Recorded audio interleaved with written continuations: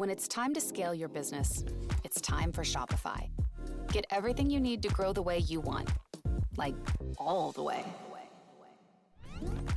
Stack more sales with the best converting checkout on the planet.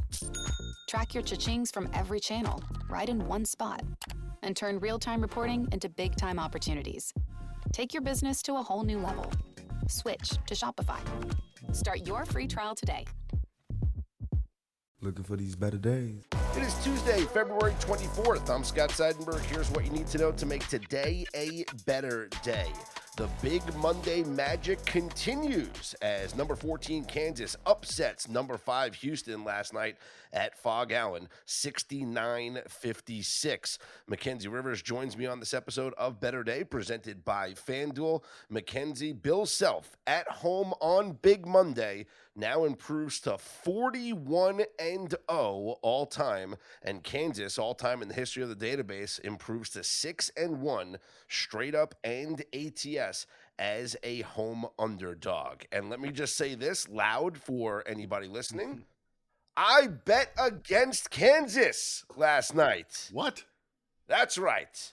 I bet on Houston last night, took a money line when they were -1.5. They wound up closing -2.5. And it was just an abysmal performance. I mean, in the first half, they had a lead, like things were looking okay, and then they gave up a little bit of a run there at the end of the first half. And then in the second half, they were atrocious. I mean, Houston shot 21 of 66 from the field. They were 5 of 24 from three-point range, and they showed some serious flaws in them in regards to the outlook of them being a Final Four team, which I've always thought that this Houston team was a Final Four team, but they can't score in bunches. They can't hit threes. And this is now 3 straight losses, granted, against really good opponents, right? And 2 road games, going to Iowa State, where they're 15-0 at home, going to Kansas, where we talked about the Big Monday magic, and then losing to, Arizona is nothing to be ashamed about, but some real flaws in Houston's game that we saw last night. Yeah, Houston now 3-5 versus ranked teams. Obviously, 0-3 will do that to you. This is the kind of the team that was under the radar, and now I feel like they might be over the radar. They might be ahead of themselves as far as what we think of them, with that coach being there for a while versus how good they actually are. Kansas, by the way, they're pretty good at home as underdogs. Yeah. I think we can acknowledge that now. I mean, yeah, I got to ask you, you just wanted to be more right than ever, to go against a 40-0 trend. There was some pride at stake. There, of course, there was pride at stake, but it was deeper than that, Mackenzie. And by the way, I'm not the only one that bet on Houston. Money came in on Houston, so the market said we don't care about this trend either. Yes. The market changed. The money came in on Houston, pushed this to a 2.5-point spread at close, and something that we're working on actually for Better Day Premium members. Not quite ready to roll it out just yet. We're still in the testing mode of this, but I've designed a sharp detection bot. Basically, what this bot is doing is I'm monitoring the market-making sports books, right? The sports books that have the biggest limits on these games, and it's Circa here in the United States. There's a couple of offshore books as well that are considered like the market makers, the market shapers, right? And then everybody else just kind of follows suit. So what I'm designing this bot to do is I'm identifying the line moves at the sharp books first before the online books like FanDuel and DraftKings all catch up, right? And so when it was 1.5, and all of a sudden I'm getting trigger alerts that, hey, Circa's at -2. Hey, a couple of these other books are actually leaning a little bit heavier on the 2, that it might go to 2.5. And I'm still seeing 1.5s at the online books. I fire. So I fired in on Houston. I bet at money line, -135, which is what it was when they were a -1.5-point favorite. And like I said, they wound up closing at -2.5. So I wasn't the only one on Houston last night. A couple of reasons why. Go ahead. Your response to that first. In the long run, if you're getting lines before they move, you're generally going to be happy with that, happy with the results. But I also think there's something about whenever I'm testing a new model or a new bot, Not that I've tested a lot of bots in my day, but you know what I mean. Mm-hmm. When you're working on something, it's so easy or it's so tempting to be like, that's my best bet ever. Right Sure. here, all the work I've done all day, it spits it out for me. And Yeah. it's something to be mindful of. Yeah, of course. Like, yeah, I worked on it all day yesterday to kind of perfect it, and I even worked with Fez to try and to go over some of the thresholds here. Like, because there's a lot going into this behind the scenes. It's not just as simple as looking at the odds boards and seeing when something lights up and it moves. I'm actually doing a conversion on the odds, and then I'm looking at the no vig line and the true market price, and I'm going through a whole bunch of math problems to figure out like a mathematical edge in the market. Basically, I'm trying to deliver things for you guys as Better Day Premium members, and I think it's going to be really cool once this thing gets perfected. But anyway. So, yes, I worked on it all day, and then when I do the test runs and it spits out Houston, and I see the signal, and then I bet Houston, and obviously the line moved, I'm like, great, like, this is working, you know? But other reasons why I bet Houston. I looked up the history of the trends that everybody's talking about, the 40-0, Big Monday, right? Bill Self, 40-0, Mackenzie, on Big Monday. Well, in the history of the database, we can't look at ESPN Big Monday games, right? So I just isolated it to home games against conference opponents on Monday, which is typically when those Big Monday games are, right? They're all conference games. Right. Well, Bill Self at Kansas, a perfect 36-0 in those games. So obviously I'm missing like 4 games that might have been non-conference games that they have as Big Monday, but whatever. Or teams that maybe moved conference. Anyway. So 36-0. The average spread in those games, Kansas -9. And that makes sense. They were a great team for so many years, right? Yep. National champs, all that stuff. Like, it's not like they were dogs all the time. We looked up, in the history of the database, it's only 7 times they've been dogs at home, right? So on Mondays, it's not like we're sitting here going, oh, what a great record they have on Mondays. They've never lost. They were supposed to win those games. They're almost double-digit favorites. And against the spread, Mackenzie, in those 36 wins, only 14-10-1 ATS. That's not a great ATS number. No. So while they're winning games that they're supposed to win, I don't think you can just say, hey, they're undefeated in Big Monday games and take that as the end-all be-all.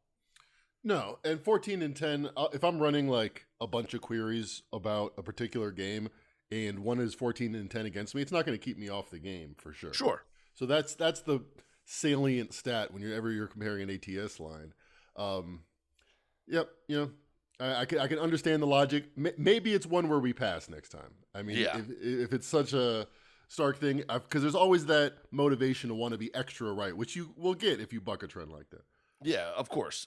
And then that's the other thing. It was all over social media.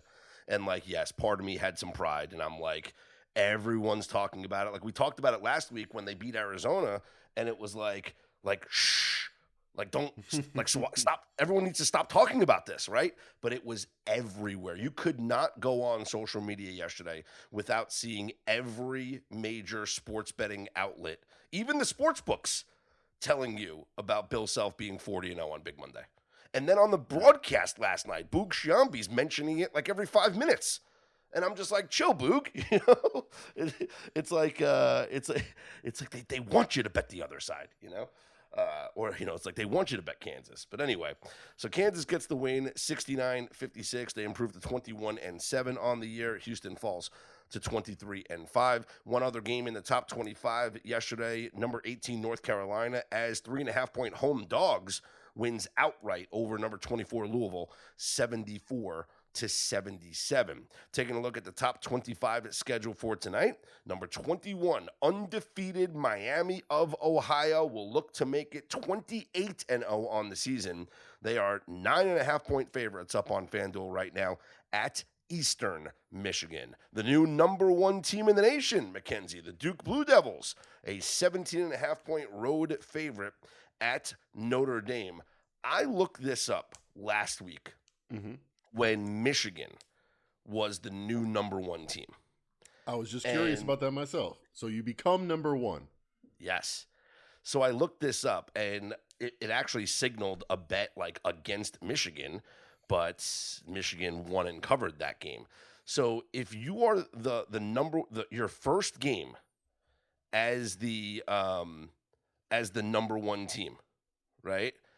In your first game as the number one team, you are 87. This is all-time history of the database. So I'm going back to 2011, okay? You are 87% straight up. 128 wins and 19 losses in your first game as the number one team in the nation. Against the spread, Mackenzie. Yes. 48, 50, and 3. 49% ATS. Now, Michigan did win and cover in their game against Purdue last week. They were 2.5-point favorites. They won 91-80. And then Arizona back in December was a 2.5-point favorite against Alabama on a neutral site. They won and covered as well. So the last two times this season, the new number one team has won and covered. But overall, we're 49% ATS in your first game as the number one seed. So or number one team in the nation. It was like 47%, and then 2-0. It's neither here nor there. It's nothing to back the Brinks truck up on or against. Yeah, exactly. I'm just telling it how it is, okay? It's just you're 50% ATS. It's not stronger against you. Straight Best up, bet, Notre Dame plus 17.5. Way too hype on the Duke Blue Devils. The train is off the tracks. I thought you were going to say best bet Duke money line. Actually, that's a good bet too. Can I parlay them? Yeah, they're not losing. They probably both come in. Elsewhere, as we look at the top 25 schedule, trying to see if we have any system plays on the schedule for tonight. And the answer is no, we do not have any system plays on the schedule for tonight. You do have a couple of heavy road favorites, though. Number 2, Arizona, an 8.5-point road favorite at Baylor. Number 4, Iowa State, a 13.5-point road favorite at Utah. So if you're kind of curious about, maybe wanting to fade like big favorites on the road, there you have stuff there. And potential number 1 overall pick, AJ Dybantsa, and number 19 BYU, an 11.5-point home favorite tonight against Central Florida. Maybe Dybantsa wants to match what Darren Peterson did last night against Houston, which by honestly wasn't the game. Yeah. Yeah, by playing the game. He honestly didn't really do much. He was 5 of 14 from the field. He scored 14 points, 2 of 7 from the three-point line, and 1 3-pointer came like late in the second half, which was kind of like irrelevant. But cool. He played 30 minutes, Mackenzie. Can't say Progress. the kid asks out of games. Progress against a top 5 team. Wow, very impressive. Unbelievable. All right, let's get into the NBA, where we had a nice prop play last night, and we got a nice schedule here tonight.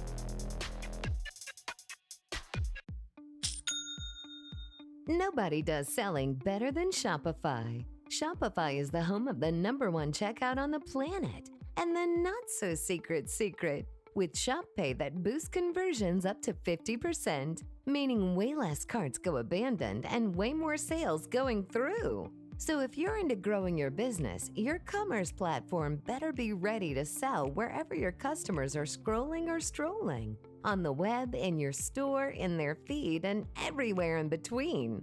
Businesses that sell more, sell on Shopify. Upgrade your business and get the same checkout that Skims uses. Sign up for your $1 per month trial period for 3 months at shopify.com/Westwood1, all lowercase. Go to shopify.com/Westwood1 to upgrade your selling today. Shopify.com/Westwood1.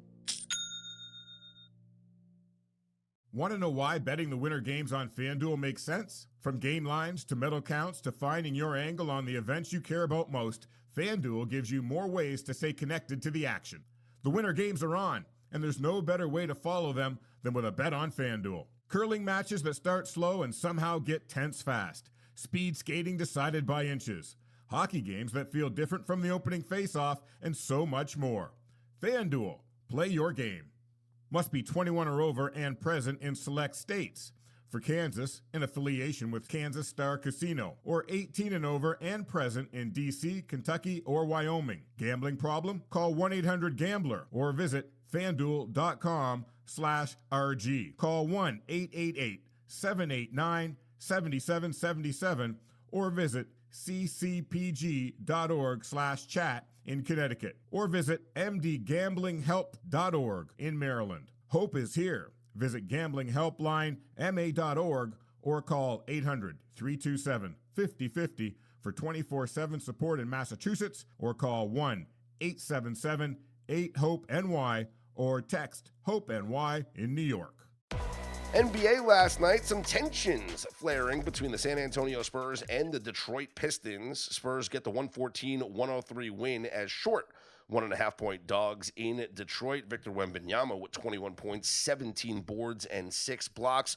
Mackenzie Rivers with the best bet on Cade Cunningham to go under his points prop. He finished with 16 points on 5 of 26 from the field, 2 of 9 from three-point range. Break down that handicap for us, Mackenzie. Yeah, so I wanted to say Shai Gilgeous-Alexander because that's the comp I had in my mind. When you think about guards that are great scorers, their worst fear is Victor Wembanyama. If they are inside scorers, interior scorers, and Cunningham, he shoots 33% from three for his career. He can knock him down from out there. He's had some big games recently, but he's an inside-out scorer. And you just can't play the same way against San Antonio. This was the first game of his career. They've dodged each other so far that he's played against Victor Wembanyama, and he wasn't ready for it. He started out 2 for 9, made one of his last 14 shots. The second half, he was just chucking from three because he really got tired of getting blocked by Wemby and by Stephen Castle, who was bodying him up quite nicely. When the Pistons transition into the playoffs, it's going to be a big question if Cunningham can keep up that kind of scoring the way Shai did last year in the playoffs, or if it's more of a regular season team for the Pistons. Well, it was a good play last night, and a free play winner up on betterday.com. Make sure you guys are heading to betterday.com and checking out our homepage where we are posting free plays daily for you guys, and that was a free play winner yesterday from Mackenzie Rivers. Let's take a look at the schedule tonight in the association. Up on FanDuel right now, the 76ers, a 9-point road favorite at the Indiana Pacers. The Mavericks laying 1.5 at the Brooklyn Nets. And I've talked about the Nets before, Mackenzie, how like they put on a clinic in how to lose basketball games. The Mavericks just got a barely escaped with a win against the Pacers. Cooper Flagg is still like questionable to play. I don't know when we're going to see this kid on the floor again. So it just feels like just keep fading the Nets at all costs. And if Cooper Flagg plays, it's just a bonus. And even without him, you like the Mavericks. Yeah, the Nets fit my fade model very well because not only have they been getting blitzed recently, they've been getting, by the metrics, lucky shooting the ball. So if they regress to the mean, they should get blitzed even harder, which I'm sure they are very happy about in Brooklyn. And Cooper Flagg is officially out for this game against the Brooklyn Nets, so still waiting on Cooper Flagg's return, which honestly brings me to like my next point here. We've talked about Con Kneppel as the Rookie of the Year, right? Sure. The more games that Cooper Flagg misses, the more opportunity we have for Con Kneppel to take over in the Rookie of the Year odds. Currently up on FanDuel right now, Cooper Flagg's minus 450, Con Kneppel's plus 300. I mean, I understand like Flagg had a great start to the season, but the more games he's out, Mackenzie, the more time that it goes without people watching him. Meanwhile, Con Kneppel setting the rookie record for three-pointers. He's leading the league in three-pointers. You talked about the estimated plus-minus. Right. Voters are going to vote for Con Kneppel to be the Rookie of the Year over Cooper Flagg. It would be a great sign of progress by the NBA media community if they gave it to Con Kneppel, because we should reward winning. All this talk about the lack of integrity in the regular season. The Hornets were supposed to win 25 games. They've won 27 already. They're going to win 40. They're going to make a play-in spot, maybe even the playoffs. That's what we should be rewarding. And yeah, the metrics think he's been the better player. I think I was kind of a slave to the odds when I'm like, all right, minus 600, the narrative's going to win. But if we keep talking about it, other people keep talking about it, if the Hornets make some noise in the spring, I now think it's more of an even race than the odds suggest. Yeah, plus 300 for Con Kneppel there. The Oklahoma City Thunder, 1-point favorites at the Toronto Raptors, still without SGA. Again, the more games that he misses, who knows about the MVP race. He was minus 300 when he got hurt. Now he's minus 145. Hasn't played a game in the interim. Yep. What do you think about the Thunder here laying 1 in Toronto? The Thunder have been getting, by my numbers, very lucky shooting the three, and they both have the same scoring margin in recent games. I think the Raptors are prone to take them here. The Raptors already burnt me this season beating the Thunder with SGA. I think they're a good matchup for them. They have the athleticism and the depth to keep pace. So I like the Raptors here. As Wizards Wizards at the Hawks. Atlanta 13.5-point favorites. The Heat at the Bucks. Miami laying 5.5. A potential Eastern Conference Finals preview, Mackenzie. The Knicks at the Cleveland Cavaliers up on FanDuel. The Cavs, a 4-point favorite. How do you break this one down? Yeah, I think the Pistons looking vulnerable. Both of these teams will be very excited about their position in the Eastern Conference. I think both are better positioned depth-wise to make it through the playoffs. And I think if James Harden can be adequate defensively against Jalen Brunson here when he gets switched onto him, it's going to be a great sign for them. I think these are even teams, so I lean a little bit to the Knicks plus the points, but I think we'll learn a lot about how serious James Harden is in this new role.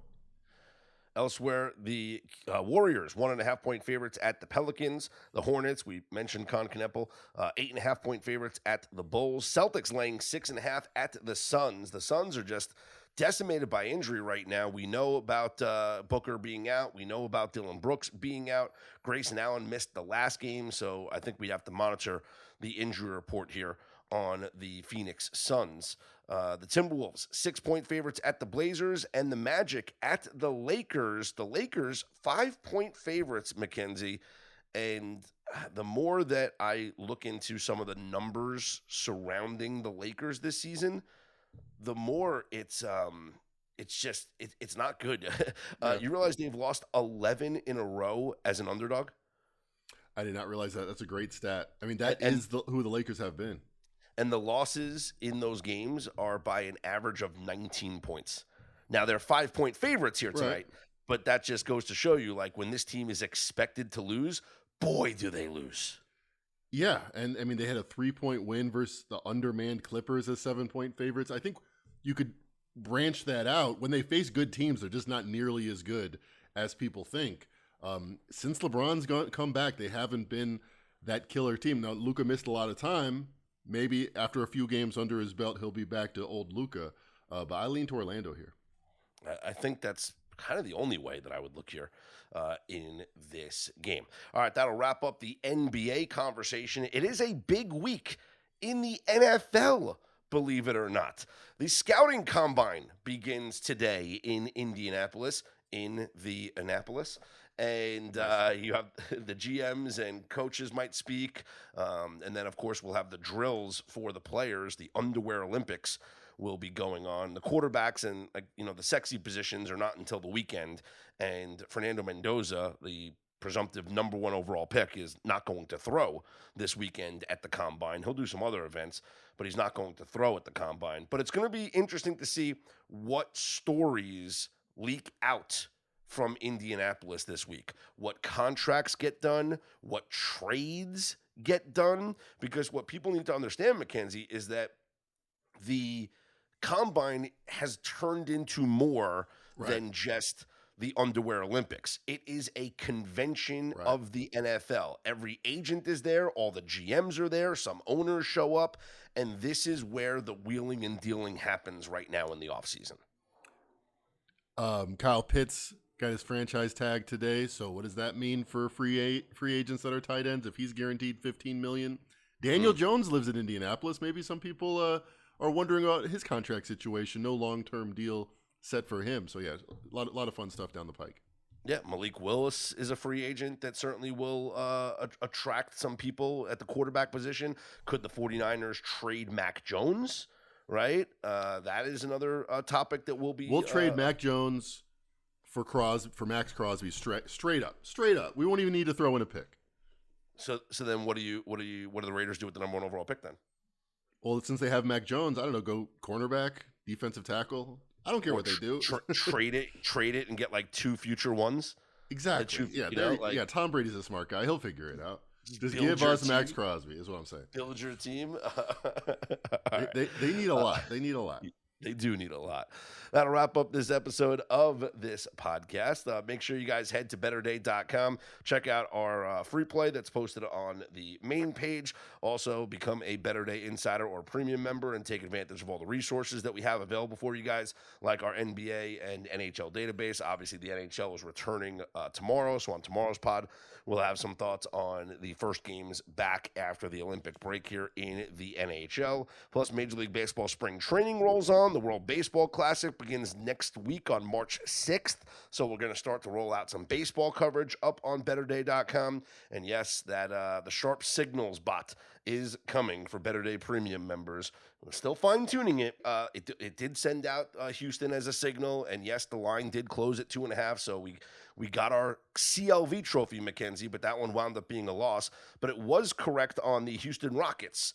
Gave us a signal on the Rockets, which wound up closing at 13.5. So that one came through as they won by 20 over the Utah Jazz. So 1-1 for the Signals report, I guess, the Sharp Signals. And as I talked about on yesterday's show, I was leaning towards Jazz team total under. Maybe if I would have got that signal earlier, if you would have signed me up to the test group and a couple hours earlier, I could have had that play because that would have given me that little extra bit of confidence, which is what it's about. It's not going to tell you, hey, this is how you make money. It's not ever going to be that simple, but it will give you good tips that will confirm your leans, I think. Yeah, and basically to sum it up a little bit more, the goal is to identify where there's an opportunity to play a line that is like a better than break-even point. Right.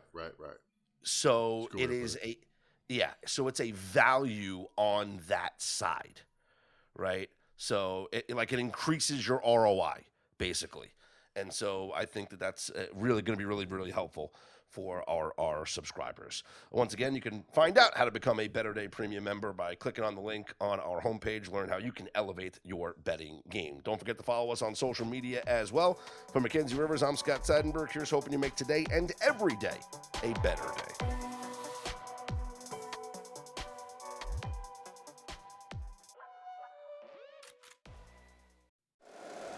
If you like the show, please take a moment to rate, review, and subscribe. It really does help the show to grow. Thank you for listening.